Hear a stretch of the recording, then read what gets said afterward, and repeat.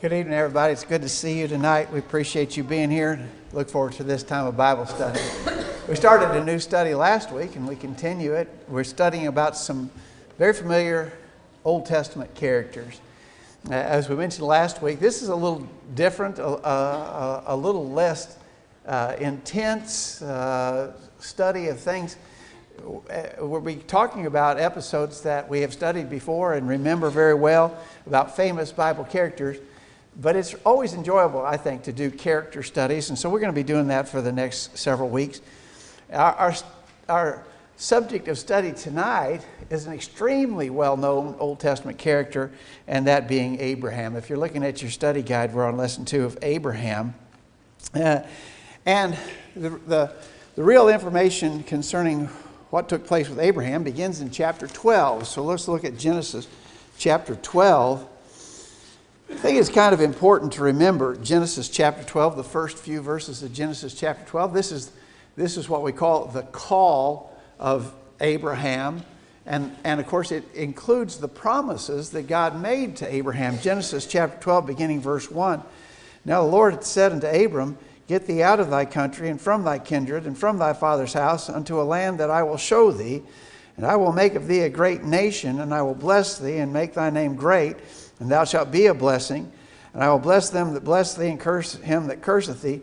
And in thee shall all families of the earth be blessed.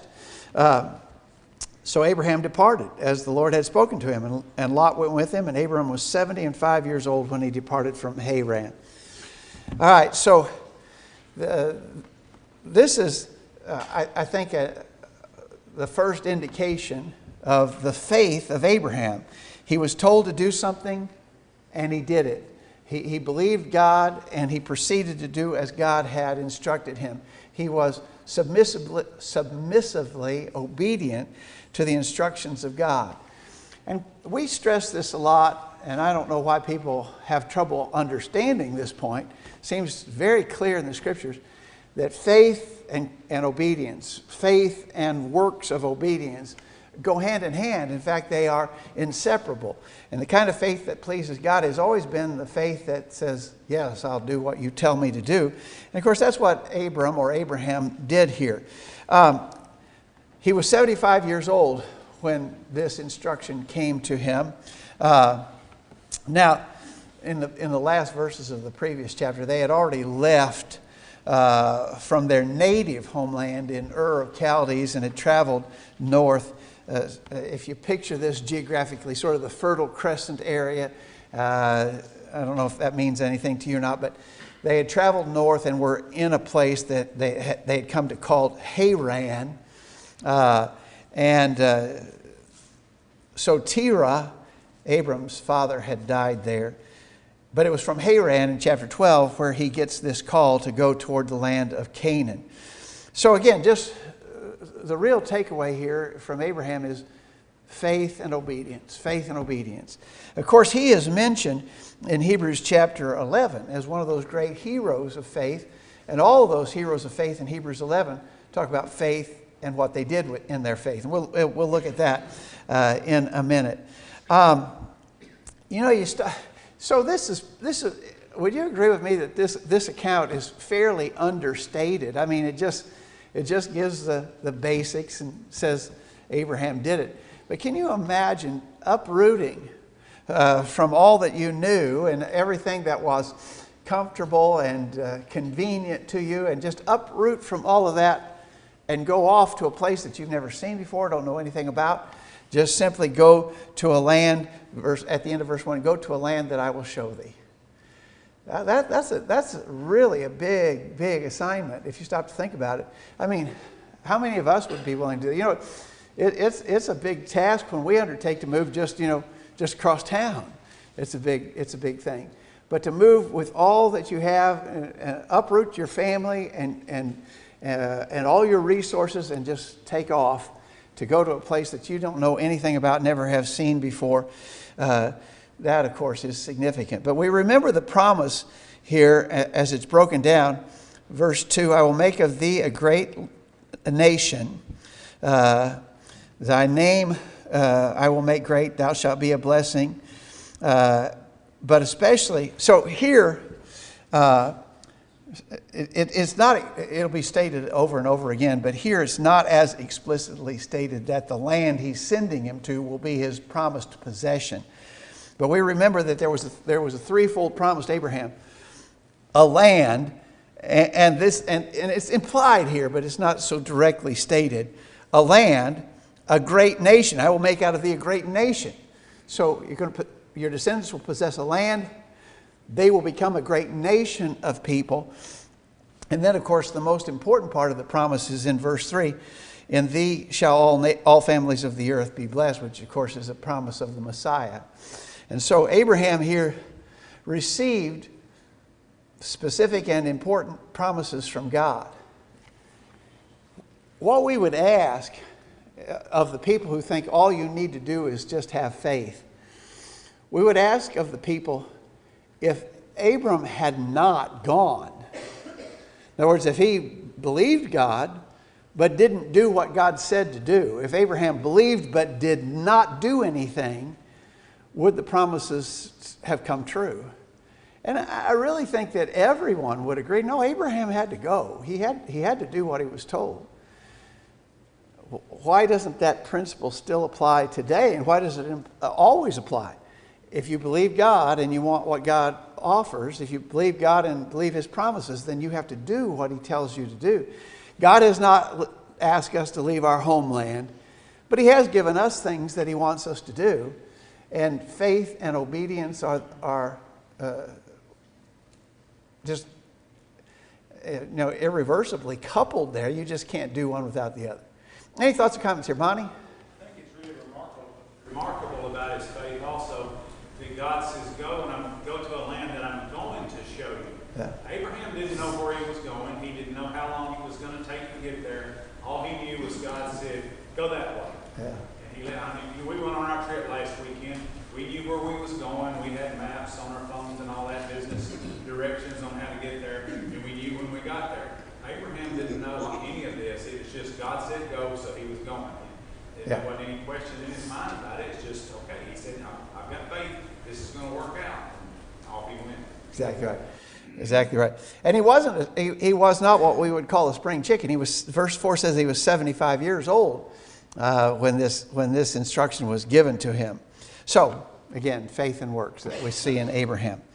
Now, Abraham was not a perfect man, and he had his weaknesses. And in this very same chapter, chapter 12, we see one of those indications of an apparent lack of faith on the part of Abraham.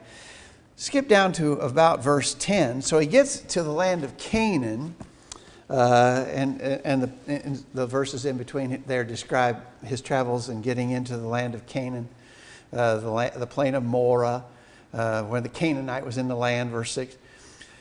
Verse 10, there was a famine in the land, and Abram went down into Egypt to sojourn there, for the famine was grievous in the land. And it came to pass, when he was come near to enter into Egypt, that he said to Sarai his wife, Behold, now I know that thou art a fair woman to look upon.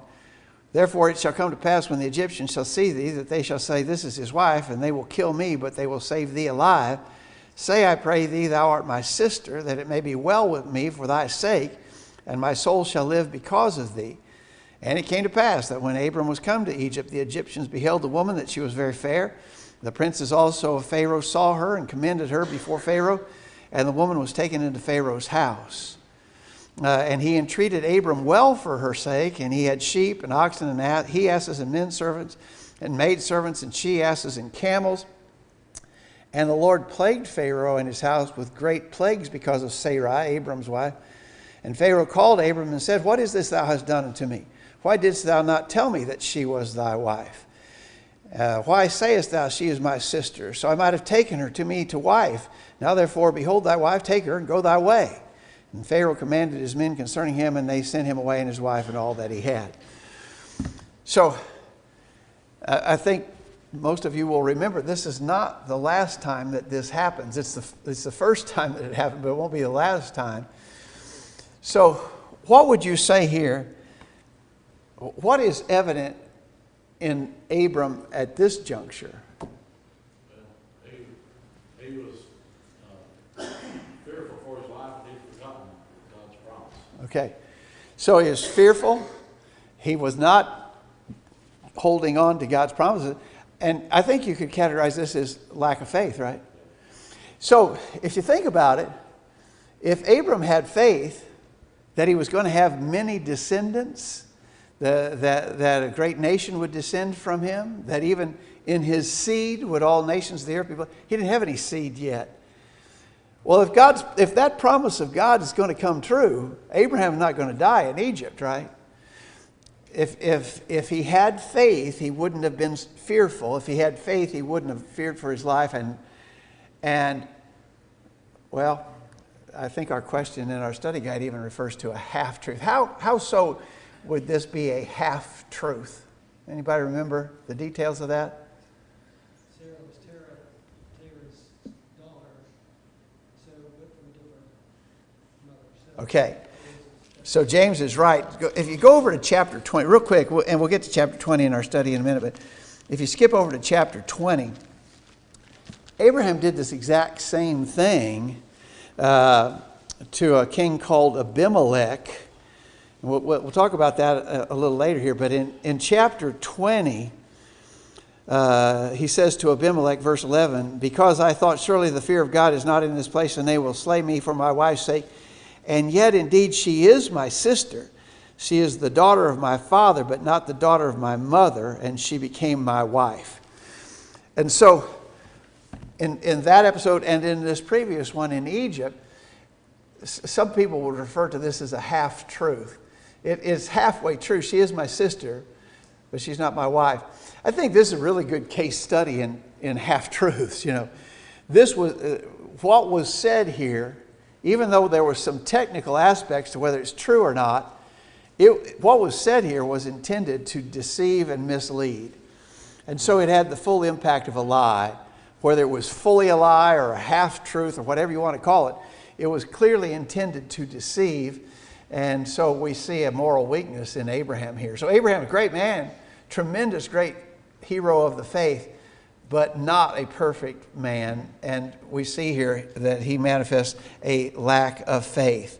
One of the lessons we learn from that is about telling the truth. You know, what is the oath in the court of law says? I promise to tell the truth, the whole truth, and nothing but the truth. You know, a half-truth can deceive. Matt? Well, I was going to go back, not talking about half-truth, but about Abraham's faith. Many times God reminded him of this promise that he made. And we see at various times he reminds him, it seems like there's a point of weakness in Abraham. So Abraham was just like us. We hold him up as a great example of faith. And he is. But it was a process as well. He didn't just all at once have this great faith to say, well, you know, he wants me to kill my son, and the only thing I figured out, he's going to raise him up again. It took many years, many tests of his faith for him to develop and get to that point. Yeah. And that's the way we are. We're continually, our faith may sometimes go down and waver, but hopefully over the years, hopefully the long-term trend is up. And I think you're right. We see that in Abraham. This is a moment this is a low point. This is a low point. It's not the only one that we know about, but it was a low point when he told this half-truth in Egypt about Sarah being his wife.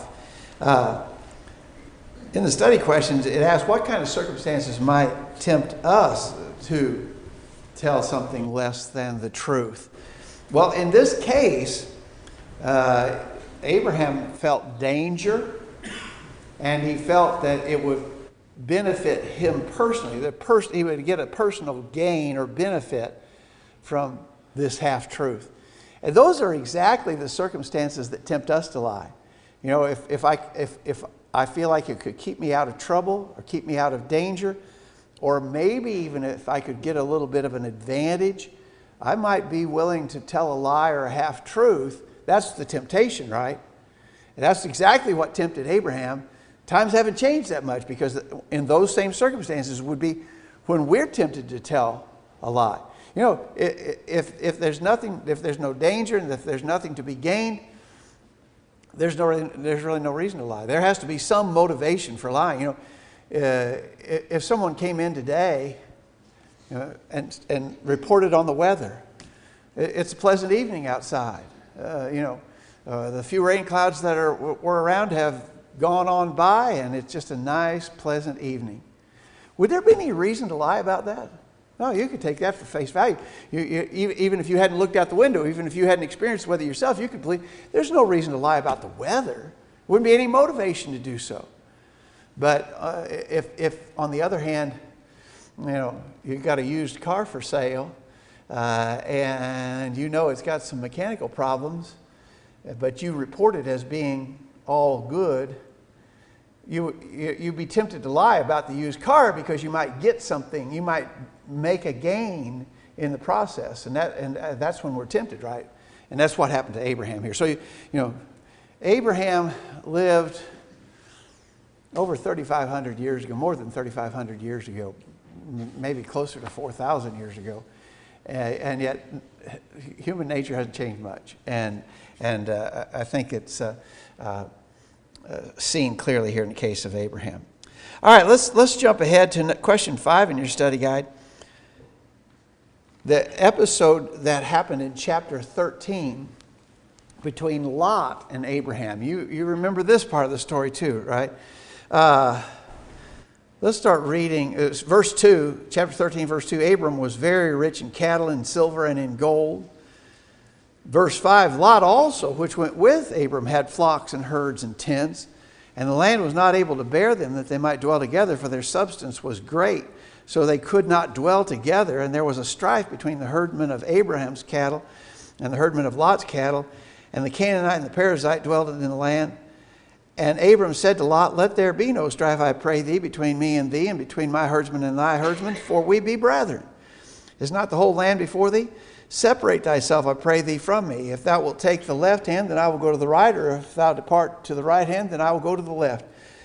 And Lot lifted up his eyes and beheld all the plain of Jordan, that it was well watered everywhere before the Lord destroyed Sodom and Gomorrah, even as the garden of the Lord, like the land of Egypt, as thou comest unto Zoar. Then Lot chose him all the plain of Jordan, and Lot journeyed east, and they separated themselves from one another. Abram dwelt in the land of Canaan, and Lot dwelt in the cities of the plain and pitched his tent towards Sodom. But the men of Sodom were wicked and sinners before the Lord exceedingly. All right, the question was asked, you know, whose character seems to be more commendable in this episode? And I think it's obviously Abram, right? I mean, here Abram is the senior. He's the elder. He is the uncle. Lot is his nephew. And you would think, under those circumstances, that the decision should be Abram's. I mean, he's the one who should be able to make that determination. And yet he yields it to Lot. You decide. You go, whichever way you go, I'll go the other way. You make the call. Lot, you make the call. If Lot was honorable, you would think he'd say, absolutely not. I'm not making that decision. It's your decision. And whatever looks better, I want you to take it, not me. That you would think that would be the way that this would go. But Lot didn't do that, right? He saw the more favorable country for his flocks and herds, and he chose it. And you'd have to say in the case of Lot, a couple of things are pretty seriously wrong here. Well, first of all, it was just a selfish act on his part. But additionally, he went toward Sodom, and the reputation of Sodom was already known. Notice that last verse we read, verse 13. At this juncture already, the men of Sodom were wicked and sinners before the Lord exceedingly. And so he is going and he's taking his family into a territory already notoriously famous for the wickedness that existed there.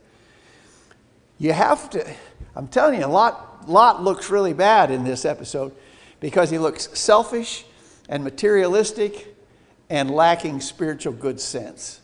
I mean, Lot made a really bad decision. It was a bad decision for himself and his family, but it showed a bad character on his part. And so Lot does not look good here.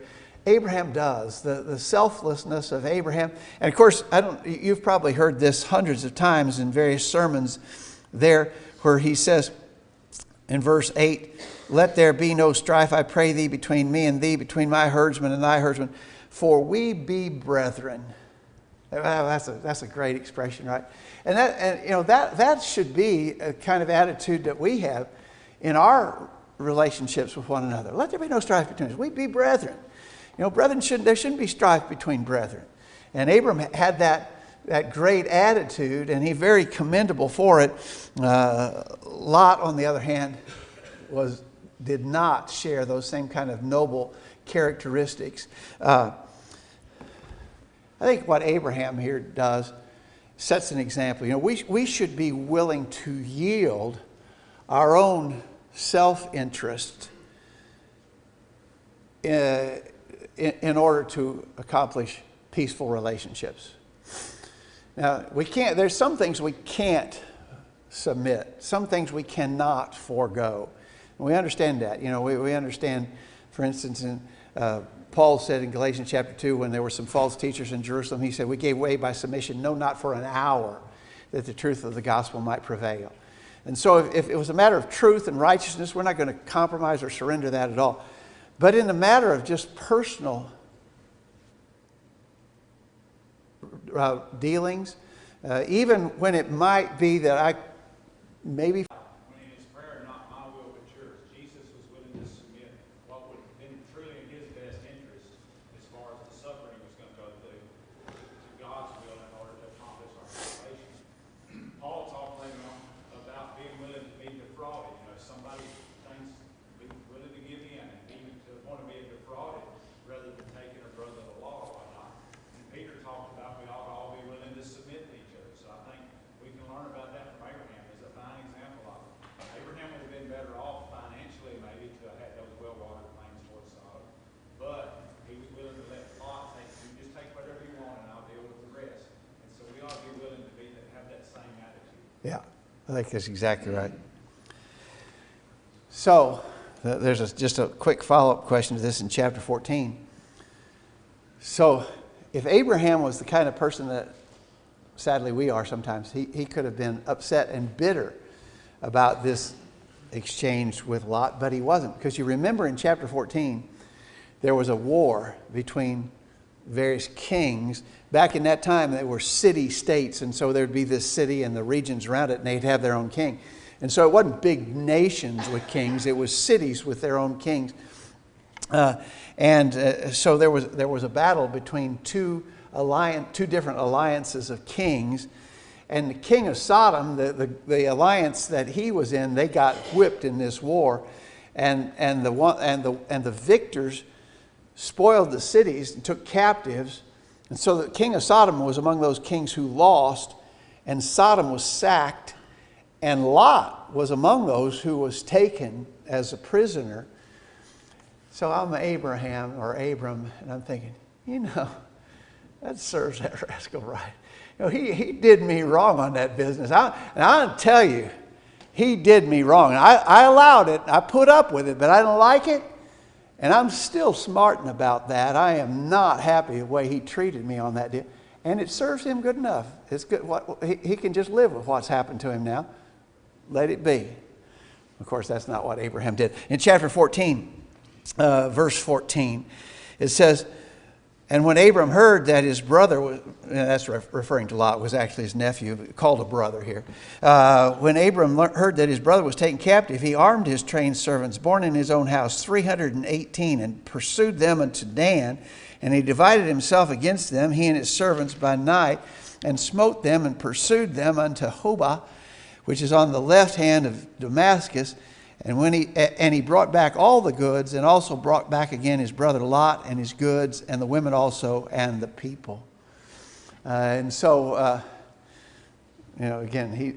he obviously not bitter, not holding a grudge. He goes to rescue Lot and the other. You remember in the verses that immediately follow, this is when Melchizedek comes out to meet Abram as he's returning from this battle, and Abraham pays tithes to Melchizedek, who was the king. Verse 18, Melchizedek was the king of Salem.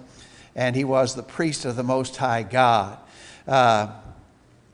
But even in this episode, verse 21, the king of Sodom said to Abram, "Give me the persons, take the goods to thyself." And Abraham said to the king of Sodom, I have lifted up my hand unto the Lord, the Most High God, the possessor of heaven and earth, that I will not take from a thread even to a shoe latchet, and that I will not take anything that is thine, lest thou shouldest say, I have made Abram rich.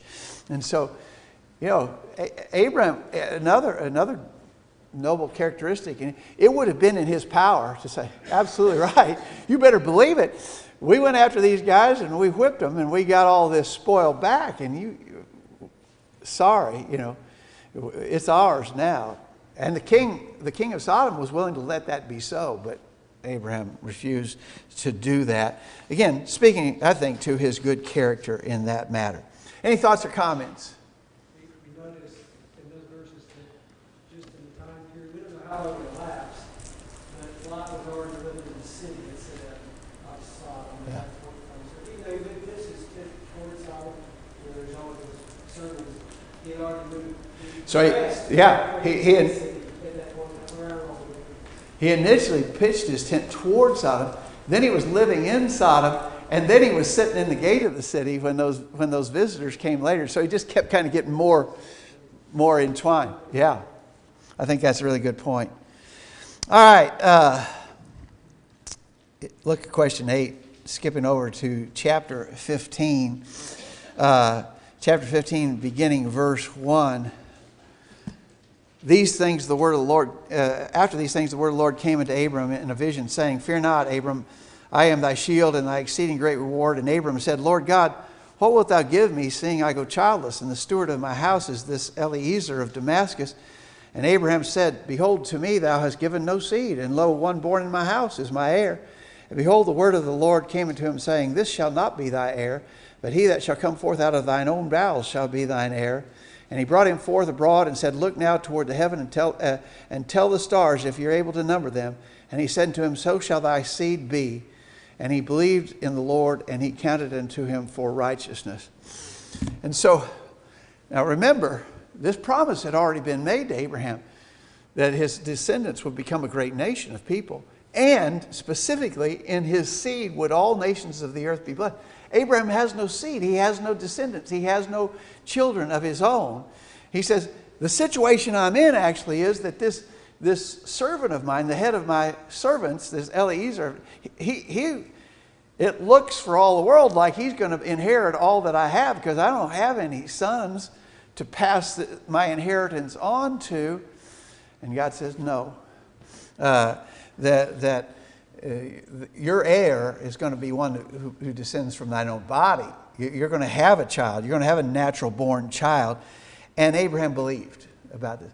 Now you got to think that at this point, that in itself is a pretty remarkable statement, because we know when this all started and Abraham was 75 years old, this is some good while later, he still has no children. You have to believe at this point, he's thinking, it's not going to happen. It's just not going to happen. We're not going to have any children. I'm not going to have a child of my own. God says, no, you are. You actually are. And Abraham believed the promise that God made to him. Now, again, potentially a little bit of a lack of faith on Abraham's part. When you get to chapter 16, beginning verse 1, Sarai, Abraham's wife, bare him no children, and she had an handmaid, an Egyptian, whose name was Hagar. And Sarai said to Abram, Behold, now the Lord hath restrained me from bearing. I pray thee, go in unto my maid. It may be that I may obtain children by her. And Abram hearkened to the voice of Sarai. And Sarai, Abraham's wife, took Hagar, her maid, the Egyptian, after Abram had dwelt 10 years in the land of Canaan, and gave her to her husband Abram to be his wife. And he went in unto Hagar, and she conceived. And when she saw that she had conceived, her mistress was despised in her eyes. Well, we don't have time to go into the whole story of Hagar and Ishmael. But here, as our author points out, you almost get the idea that a bad decision, a bad progress that happened because they tried to step in and sort of fill the void that God's plan wasn't working as it should. I think there's probably a really great takeaway in that. God has told us what He wants us to do. Let's say, for instance, in the matter of evangelizing the world. God has told us that He wants local congregations to act independently and autonomously. That's clearly the New Testament plan. But I'm going to tell you, I think we could do better. You know, if we could consolidate churches, at least if we could consolidate the finances of churches, we could do a much bigger job of evangelism. Let's do that. And churches have done that. In the last generation, that has become a popular way.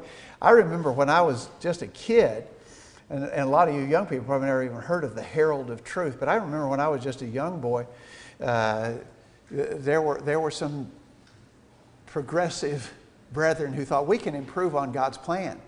And so what we will do, the Highland Avenue Church in Abilene, Texas became the overseers of this big Herald of Truth. The Herald of Truth was a nationwide television and radio program back in the early days of television, really. But it took a lot of money to put a show on TV nationwide. And so these Highland Avenue elders in Abilene, Texas, they solicited money from churches all over the United States. And the churches sent money to that eldership, and then that eldership oversaw the production and distribution of this Herald of Truth TV and radio program. That, of course, that was right in the era when churches ended up splitting over that sort of thing. Sound brethren realized that this was unscriptural. This consolidation of oversight under one eldership was completely unscriptural. And so that affected that was one of, not the only, but one of the sort of divisive blows that split the churches, even to this day.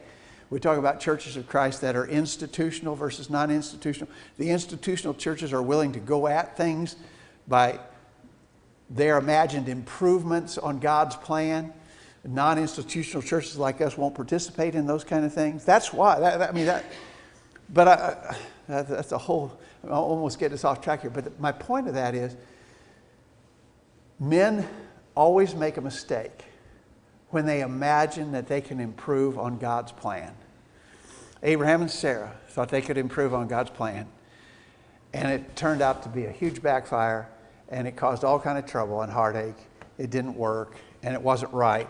But again, I would argue that at this juncture, we see one of those, again, signs of Abraham as an imperfect man without a completely full and mature faith. Real quickly, skip to chapter 22. We're going to run out of time before we get done here. The life of Abraham is just so amazing. And again, I wouldn't want anything that I'd say to diminish from the great worthy reputation of Abraham. Abraham is a great man. There's just no doubt about that. One of the great heroes of the faith. But like every man, he had his flaws.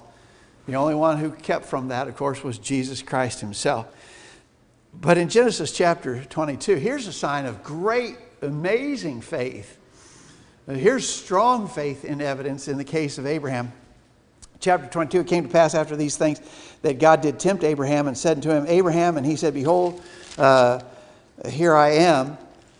And he said, Take now thy only son Isaac, whom thou lovest, and get thee into the land of Moriah, and offer him there for a burnt offering upon one of the mountains which I will tell thee of.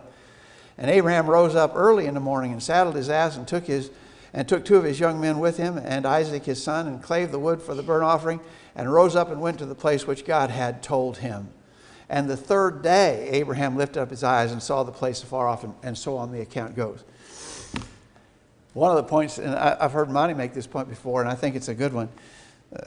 Verse 3, Abraham rose up early in the morning to do the will of God. You know, if it's something that you really dread and something that you would not really prefer to do, and if your preference would be, I don't want to do that, you sort of drag your feet, you postpone, you procrastinate, you put it off. Not Abraham. He rose up early in the morning to take off to do this job. Now, I think that you could imagine all kind of quibbles that Abraham might offer here, and we don't really have time to go into all that, but he apparently didn't offer any complaint or counter argument against what God was telling him to do. He just accepted the instruction and followed it. Now, a couple of things I think are interesting here. The King James that I'm reading says there in verse 1, God did tempt Abraham. And the problem that potentially arises from that statement is that in James chapter 1 at verse 13, it says, let no man say when he is tempted, I am tempted of God, for God cannot be tempted with evil, neither tempteth he any man. Anybody have a resolution of this apparent contradiction? James? Hebrews 11, the New American Standard, verse 17 says he was tested. Tested. God can test you to see if you obey his commandments. He doesn't tempt you to do what is evil. And that's the difference. The devil tempts you to do wrong. God asks you to do something and you respond. That's a test. Yeah. I think that's the key. God cannot be tempted with evil, neither tempteth he any man with evil. I think some newer translations actually use the word tested there. Is that what yours says, Monty? In Genesis 2, verse 1, I think do you read New King James? And instead of tempted, it says he tested him. New American Standard says that too. And so don't be put off by a potential contradiction there. Hebrews chapter 11 gives sort of an interesting insight as to what Abraham's thinking was on this. Can you imagine being told to take your son and offer him as a sacrifice? Kill your son, your only son, at least the only son he had by his wife Sarah, the only son he had who was clearly the child of promise, the only son he had through whom these extended promises of God were supposed to be fulfilled. Hebrews 11, verse 17. By faith Abraham, when he was tried, offered up Isaac, and he that had received the promises offered up his only begotten son, of whom it was said that in Isaac shall thy seed be called, accounting that God was able to raise him up even from the dead, from whence also he received him in a figure. So Hebrews 11 gives us a little insight to the thinking of Abraham here. Abraham's thinking was, as the Hebrew writer says, actually God performed a really wonderful thing that Isaac was even born to me and Sarah. We remember that Abraham and Sarah were past the age of childbearing when Isaac was born. And so God did a marvelous thing in the fact that Isaac was born in the first place. And the Hebrew writer says Abraham's thinking on this was, he did an amazing thing once before, he can do an amazing thing again. If I do offer him on this fire as a sacrifice, God can bring him back to me. God can raise him again. That's the kind of faith he had. And because he had that kind of strong faith, he was willing to be compliant and obedient to the instructions of God. Yeah. The maturity, I guess you could say the maturity of Abraham's faith at this time, from the time that God told him to leave Haran, so now, it's a different, his faith is completely different. Yeah. So this goes to the point that Matt was making earlier. If you were going to chart out the faith of Abraham, I think you would chart it out sort of like this. It has its lows and it has its highs, but it keeps the trend line is always stronger. And right here, we see a mountaintop of faith here in regards to how he reacted to this instruction to offer Isaac, his only son, as a sacrifice. Now, we're just out of time. One quick question. How would you answer someone who says God always hated human sacrifice? One of the reasons why the children of Israel, when they came out of Egypt and they went to the promised land, was to drive out the Amorites, the wicked Amorites that possessed the land of Canaan. So that God brought Israel out of Egypt. They went to the land of Canaan. They drove out and defeated the Amorites. And one of the great sins of the Amorites was offering their children as sacrifices. They had the idol god Molech, and they would offer their living babies as a human sacrifice to Molech, which was obviously a detestable thing to God. How would you explain this episode with that information? Monty? First off, God had commanded these people, the heathens in the land, to make these offering, these sacrifices to their children. That was not a command of God. He didn't want it, or he would have commanded it. So it was a sin to do that. Murder's always been a sin. So what they were doing was a sin. And in the case of Abraham, he was going to do it because God had commanded him to, but God stopped him before he did it. And so I think you've got a couple of issues there. They were doing something they weren't supposed to be doing to begin with. Abraham was complying with God's wishes, and before God allowed him to kill Isaac, he stopped. Yeah, I think that's certainly key. That at the end of the story is it didn't happen. That God prevented him actually from doing it, and so, but he tested him. You know, and again, I think it's interesting that Abraham didn't offer any quibbles. At least it's not recorded for us. Abraham didn't say, "Well, wait a minute, God, you can't be telling me to do that. That's not right. I'm not doing that. I'm not supposed." He didn't quibble with God's instruction. He was ready to do whatever God asked him to do without question. And that's the kind of faith that we need to have, that kind of a humble, submissive, obedient faith. All right, we're just out of time. Lord willing, we'll continue our study next week. And next week, we're going to talk in more detail about Lot. We mentioned him in our discussion tonight. We'll look more thoroughly at Lot next week, Lord willing.